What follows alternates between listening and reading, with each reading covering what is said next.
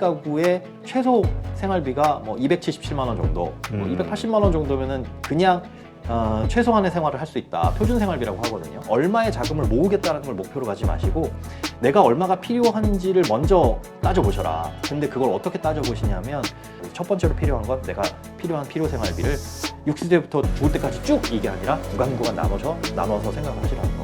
빌려가지고 이거 어디에 쓰셨어요? 그럼 자녀들한테 들어간 경우도 많이 있거든요. 그래서 그 선은 좀 그어주셔라.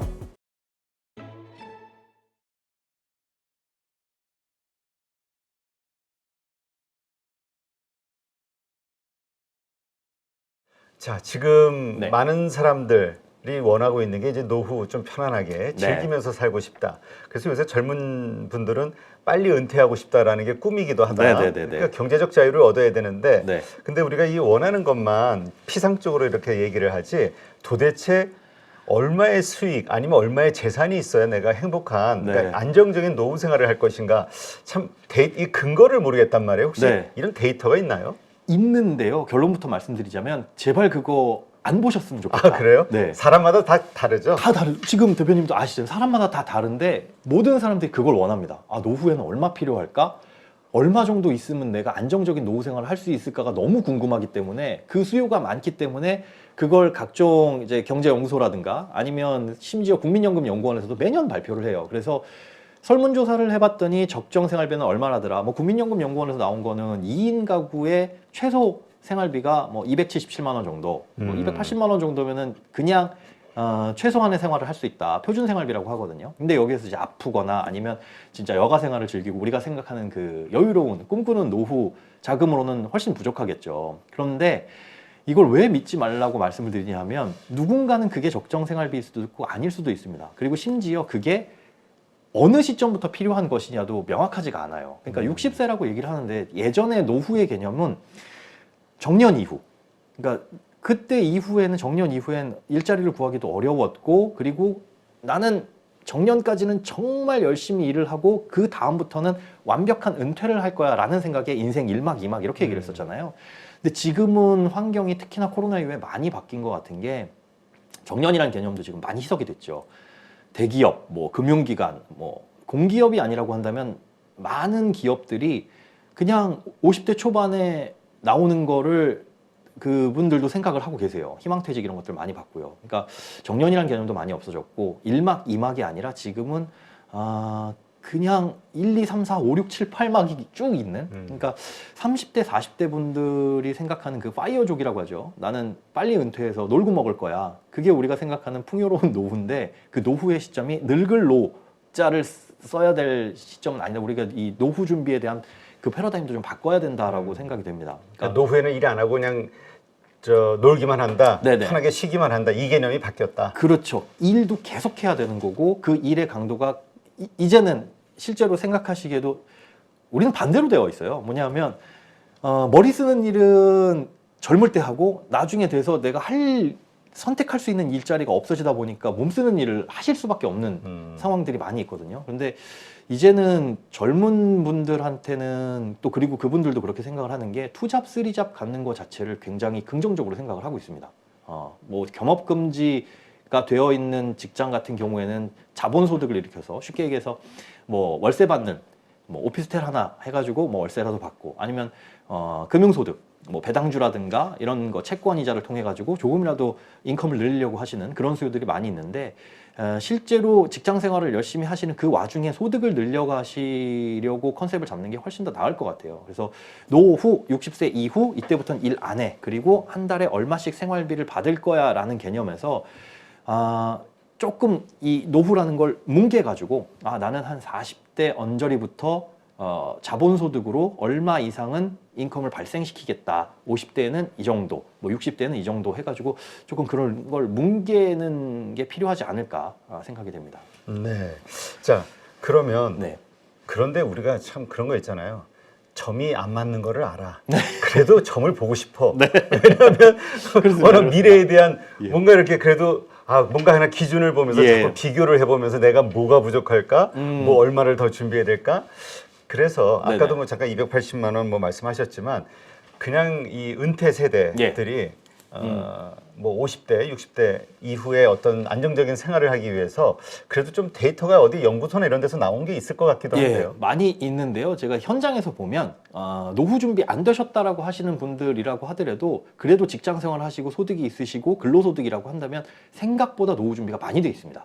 그런데 막연해서 두려운 거죠. 그래서 뭘 말씀드리고 싶냐면 얼마의 자금을 모으겠다는 걸 목표로 가지 마시고 내가 얼마가 필요한지를 먼저 따져보셔라. 근데 그걸 어떻게 따져보시냐면 요즘에 뭐 정년이 60세라고는 하지만 50세 때부터 임금 피크제 적용되시는 곳들도 많잖아요. 그럼 55세부터 소득이 좀 깎이기 시작합니다. 근데 그 심하면은 뭐 1년에 10%씩 깎이는 곳들도 있더라고요. 그럼 거의 은퇴하실 때는 소득이 60%로 확 떨어져 버리는데 그 구간별로 좀 생각을 하시면 될 것 같아요. 내가 50세에 뭐 직장을 나와야 되는 분들이나 아니면 뭐 임금 피크제가 적용됐거나 아니면 나는 뭐 공기업이나 아니면 뭐 공무원이라서 60세까지는 그냥 일할 수 있어 하시는 분들 같은 경우에 언제부터 좀 생활비가 떨어지기 시작하는지, 그러니까 부족하기 시작하는지 그것만 이 구간을 나눠놓고 생각하면 그래도 좀 명확해지거든요. 예를 들자면 55세에 임금 피크제가 적용됐다. 그러면 소득은 떨어지겠죠. 하지만 그때 돈 쓸 일은 정말 많거든요. 그렇죠. 네, 그때가 제일 돈 쓸 일 어떻게 보면 많은 시기일 수 있어요. 자녀들이 아직 독립을 안 했다고 한다면, 경제적 독립이 안 됐다고 한다면 요즘 또 그 경제적 독립도 늦잖아요. 요새 50대 캥거루족이 그렇게 많다고 신문 기사에 맞습니다. 나오던데. 실제로 제가 만나뵌 분들도 자녀 그냥 4년제 대학만 나와가지고 이제 취업하기는 어려우니까 그 투자한 게 있는데 소득은 훨씬 더 많이 일으켜야 되잖아요. 그러다 보니까 엄마 아빠 돈으로 부모님 돈으로 뭐 유학 보내거나 아니면 뭐 석사학위 박사학위까지 그 부모님에게 손을 벌려가지고 하는 분들도 많다 보니까 50대 중반까지도 생활비가 급격하게 늘어나시는 분들이 많이 있어요. 그래서 그걸 생각해 보시고 내가 50세 때부터 60세까지 5년 단위로 좀 끊어 보시는 거죠. 요때까지는 애들을 그대로 케어를 해야 되니까 생활비가 이 정도는 필요해. 하지만 소득은 요 정도가 감소했어. 그럼 부족한 생활비가 한 달에 200이네, 1년이면 2,400이네. 5년 동안 이어지려면 이게 1억 정도는 있어야 되겠네. 그리고 60세부터 65세까지 나눠봤을 때는 60세에 나오긴 했지만 국민연금은 뭐 65세부터 나와 혹은 64세부터 나와 이런 분들 계실 거예요. 그러면 그 중간에 한 2, 3년 정도, 3, 4년 정도가 소득이 아예 없어져 버리네. 그럼 그걸 따져봤을 때 자녀는 이때 독립을 했다. 그럼 우리 둘이 쓰는 생활비는 이 정도면 있으면 되겠구나. 최소 생활비 그리고 적정하게 여유를 가지려면 한 달에 뭐 100에서 150은 더 있어야 되겠네. 요거 곱하기 3, 4년 혹은 5년. 이런 식으로 최대한 구체적으로 고민을 해서 이거 사실 고민하는데 뭐 며칠 걸리는 거 아니거든요. 하루에 1시간 정도만 그래도 펜을 잡고 해보시면 그 필요 생활비가 어느 정도 나옵니다. 그리고 65세 이후가 되면 국민연금 나오게 될 거고 뭐 배우자분의 기초연금이나 이런 것들도 나오게 될 테니까요. 이건 이제 평생 받는 월급이고 그때는 또 자녀들이 독립을 했을 거고 안 아프다는 가정하에는 생활비가 확 떨어지게 될 거고요. 그런데 아직까지 육체적으로 정신적으로 왕성한 나이거든요. 그럼 조금 즐겨야죠. 그럼 65세부터 한 70세, 뭐 70세 초반 요때까지는 그래도 어느 정도 생활비는 필요해. 근데 그 이후는 사실은 생활비가 급감합니다. 필요 생활비가. 한 분이 돌아가시기도 하고 갑자기 여기서부터는 좀 슬퍼지는. 네, 슬퍼지긴 하는데 우리가 현실적으로 따져봐야 되니까요. 그렇지. 그러니까 편찮으시지만 않다면 막 비싼 해외여행 멀리 가고 이러는 거는 사실상 무리가 있거든요. 그리고 격한 운동이라든가 이런 것들도 대부분 줄어들게 되고요. 그러면 생활비가 많이 줄어들기 때문에 그때 가서 필요한 필요 생활비 연금은 생각보다 많지가 않습니다. 그래서 이렇게 한 5년 단위로 구간을 나눠가지고 필요 생활비를 따져보신 다음에 거기에 맞춰가지고 뭐 금융상품을 포지셔닝 하거나 아니면 갖고 있는 부동산 자산을 어떻게 연금으로 받을지 아니면 현금화 시킬지 이런 것들을 답을 내려보시면 될 것 같아요. 그래서 첫 번째로 필요한 건 내가 필요한 필요 생활비를 60세부터 죽을 때까지 쭉 이게 아니라 구간 나눠서 생각을 하시라는 거. 그게 첫 번째인 것 같습니다. 지금 네. 우리가 일반적으로는 이렇게 생각을 했거든요. 말씀하신 대로 내가 한 달에 쓸 돈이 얼마고 그러니까 매달 그 나올 돈을 어떻게 내가 60, 네. 70에서도 어떻게 그걸 만드느냐 이제 이런 관점이시고 네. 그냥 우린 단순하게 한 30억 있어야지 노후 생활 편하게 하는 거 아니야? 그렇죠. 뭐 20억 정도면 난 10억 정도면 뭐 이런 얘기 이런 어떤 총량에 그렇죠. 다들 그러세요. 그래서 은퇴할 때 얼마 자금 가지고 나가야 돼? 뭐 30억 있으면 60세부터 90세까지 산다고 했을 때 1년에 1억 정도는 쓸 수 있겠네. 이렇게 생각을 하는데 뭐 이자 포함하면 한 몇 년 더 길어지겠죠. 근데 전 현실적으로 얘기해서 지금 30억 있으시냐? 지금 없는 돈이 그때 가서 생길 수가 있겠냐? 마련할 수가 있겠냐?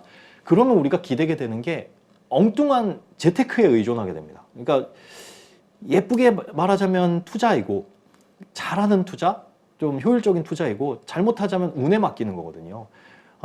다들 아시겠지만 주식이라는 거 혹은 부동산이라는 걸 공부한다고 해가지고 성공하지는 않는다는 건 다들 아시죠. 그렇죠. 예. 그렇다고 해서 모든 게 운이야 이건 아니고 늘 우리가 정보를 취득하고 공부를 하는 이유는 조금이라도 그 가능성을 높이기 위해서인데 점점점 그쪽으로만 기울어진다는 거죠.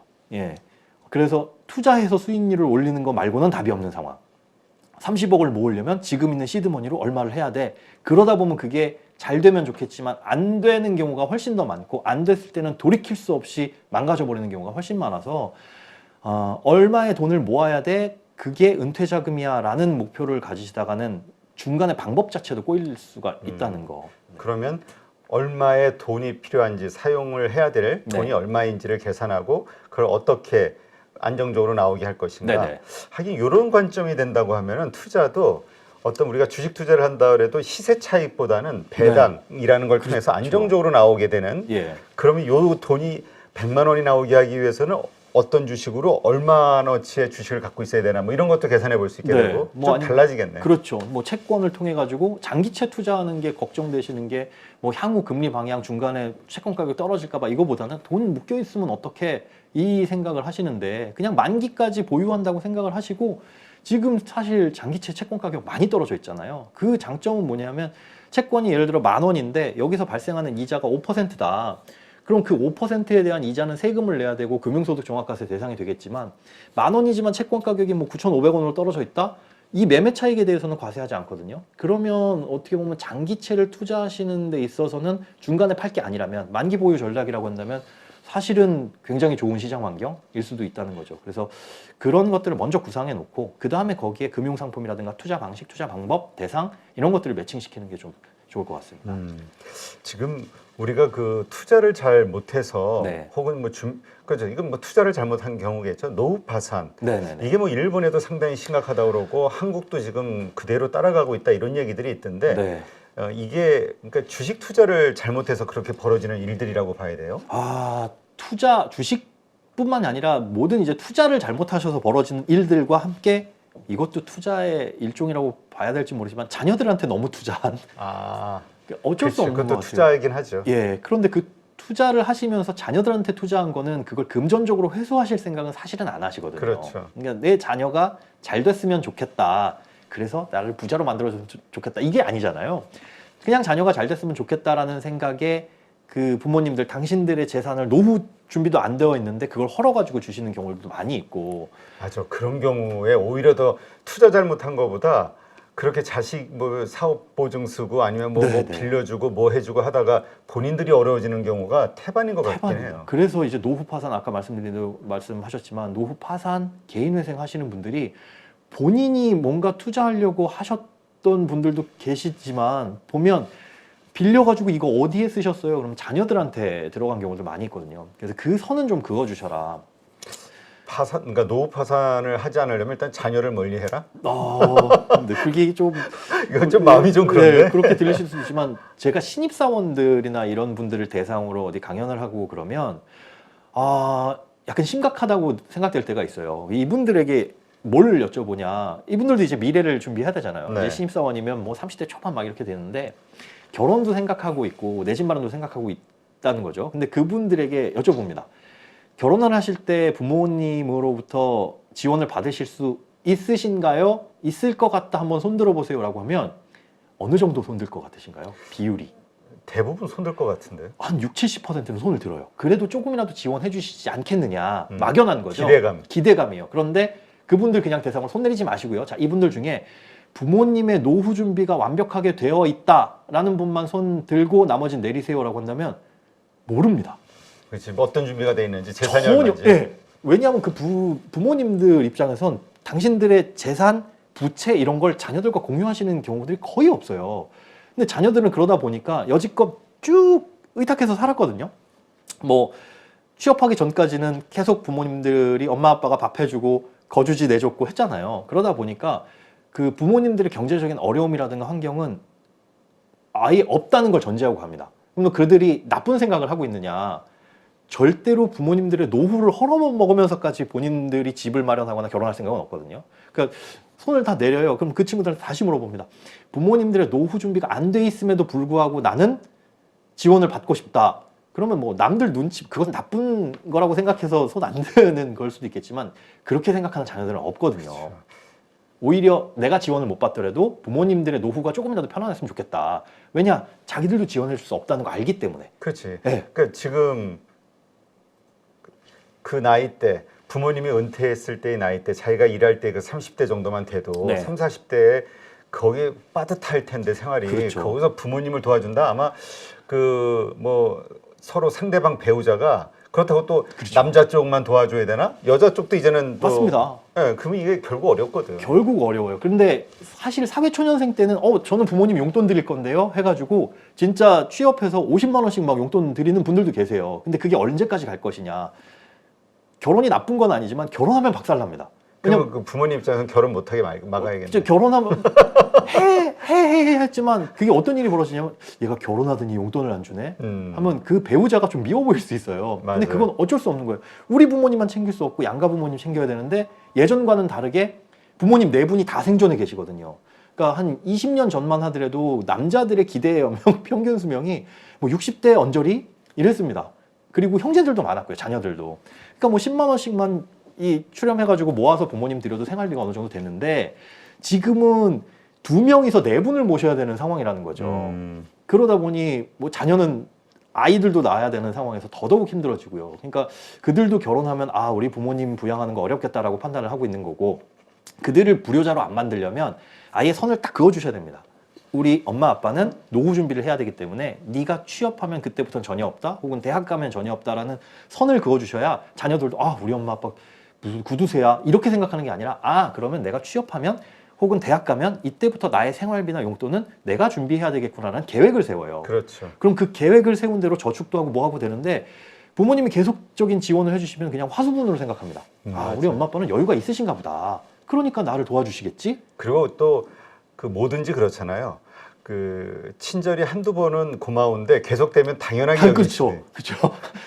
그 호의가 권리가 돼버리는 그렇죠. 그런 상황이 벌어지니까. 부모니까 당연히 이 정도 해줘야 되는 거 아니야? 이렇게 네. 될 수도 있는. 그리고 근데 말씀하다 보니까 제가 왜 그 미국 방송의 그 재무 이런 거 체크해주는 네네. 그런 어떤 프로그램을 넷플릭스에서 보니까 모든 사람들 열이면 열 다 이 사람들이 자기 학자금 대출을 다 껴안고 있더라고요. 맞습니다. 그러니까 미국 자기가 학교 다닐 비용은 자기가 낸다. 네네. 빚을 내서 그리고 일하면서 갚는다. 결혼해서도 계속 서로 자기가 진 빚을 갚아나가는. 그러니까 부모가 학자금도 안 도와주는. 당연히 그건 그들에게 당연한 거예요. 그렇죠. 내가 학교 다닌 건데 그래서 만약에 내가 학자금 대출을 감당할 여력이 없거나 하기 싫다면 그러면 대학은 이제 선택이 되는 거고요. 안 가면 되는데 우리는 그래도 당연히 부모의 의무처럼 돼 있어요. 네. 그리고 실제로 이제 물어봐도 학자금 지원을 받으신 가구가 많죠. 그러니까 사회초년생들 상담을 해보면 그런 경우들이 많이 있거든요.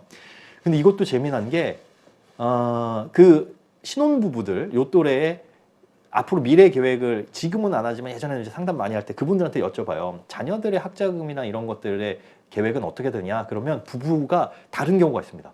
대학 들어갈 때까지는 대학 들어가서 졸업할 때까지 도와줘야죠 라고 하는 배우자가 있는 반면에 그 똑같이 사는 배우자인데 무슨 소리야? 대학 가면서부터는 끝이지. 근데 이들의 차이가 어디서 발생하냐면 본인이 어떻게 지원을 받았느냐. 대학 다니면서 내가 아르바이트하고 용돈 벌고 장학금 타고 그래서 학자금은 내가 마련한 친구 같은 경우는 자녀도 당연히 그렇게.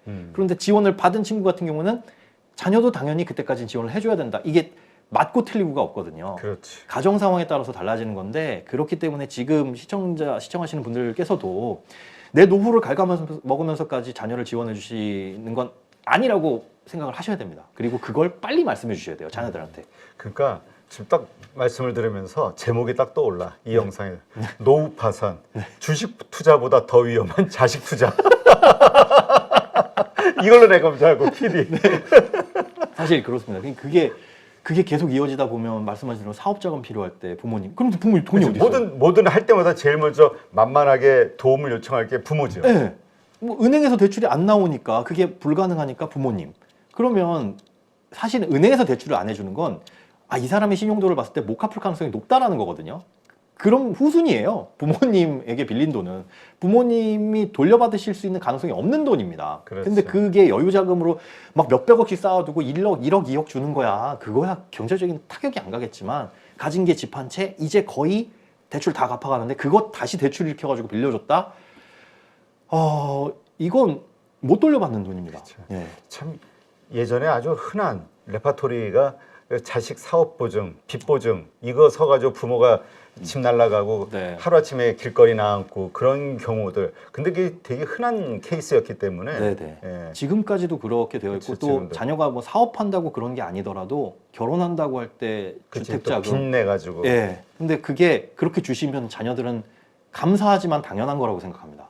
근데 그걸 빨리 선을 그어 주셔야 이 친구들도 머릿속에 계획을 가지고 어떻게 해야 되겠다라는 생각을 하니까. 근데 다시 또 여기서 부동산 원점으로 가는데 네. 그런데 부모 도움을 받지 않고 지금의 그 젊은 세대들이 그 자기들이 월급 받아서 아무리 맞벌이 한다 네. 해도 자기들 힘으로 인생을 만약 설계한다면 되게 막막하긴 할 것 같아. 부동산 값이 워낙 비싸가지고 뭐 웬만하면 다 10억이 넘어가고 막 그렇죠. 이러니까 이거 언제 모아서 언제 집을 사지?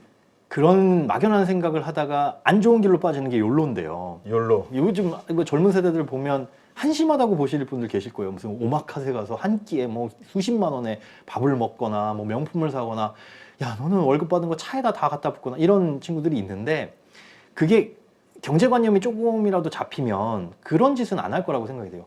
누구나 스텝 바이 스텝이지 처음부터 나는 50억짜리 건물 사야지, 20억짜리 뭘 사야지, 10억짜리 아파트 사야지 라고 생각하고 접근하는 건 없거든요. 그건 내가 지금 소득이 부족하지만 언젠가는 갖고 싶은 대상인 거고, 그러면 서울 수도권 내에 그래도 10억짜리 아파트를 사려면 어떻게 해야 되지?